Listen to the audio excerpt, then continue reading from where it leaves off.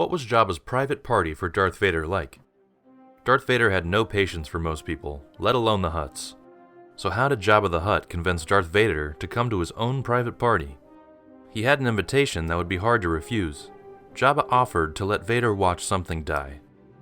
Darth Vader had traveled to Tatooine to negotiate a trade deal on behalf of the Empire.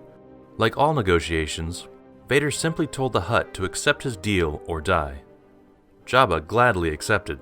After successfully concluding negotiations on behalf of the Empire, Darth Vader turned to leave, but Jabba held out an olive branch. Even though their negotiations had been a bit aggressive, Jabba hoped to nurture his relationship with Vader and win a powerful ally in the galaxy. Vader hesitated. It was hard to know what pleasures the Dark Lord enjoyed in his life, if there were any at all. Since Padme's death, his life had been a void filled with regret for the loss of his life and inconsolable rage. That rage, triggered by any slight, fueled his violence and killing. And besides indulging his rage, what could Vader like doing?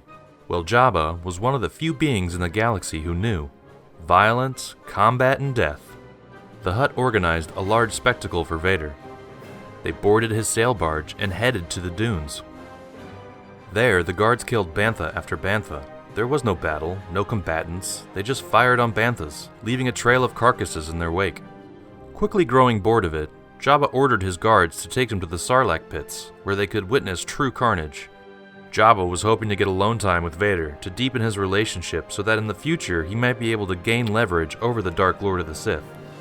Recently, Vader had requested the use of Jabba's trusted bounty hunters for a private mission, something he didn't want to use Imperial troops for. He needed to apprehend the boy who had destroyed the Death Star. He sensed something in the boy, a connection. He dared not to think it, but he suspected Luke might be his son. But how could he be? Padme had died. The Emperor had told him the minute he awoke after his duel with Obi-Wan. With her, Vader's children would have perished too. So how could Luke be his? Vader was confused, angry, curious. When Jabba asked him how things were going with the bounty hunters, Vader quickly scolded him, telling him to never speak of it again. Knowing that the Hutt was trying to ingratiate himself, Vader tried to stop him at every turn. But short of using his lightsaber to end Jabba's life, Vader couldn't avoid the gangster's expertly crafted indirect way of prodding about Vader's life. While Jabba had initially lured Vader into the party with promises of watching something die, he continued to engage Vader's curiosity with knowledge. Vader wanted to know everything about Obi-Wan's time on Tatooine. Why had his former master chosen this planet to live during exile? Why did he choose to focus so much energy on Luke? He hoped Jabba could answer these questions.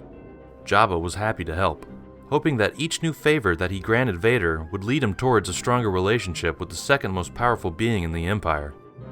So the pair enjoyed their party, watching blaster fire pierce bantha after bantha in the middle of the Tatooine dunes, neither really wanting to be there, but for some reason, they were drawn to each other.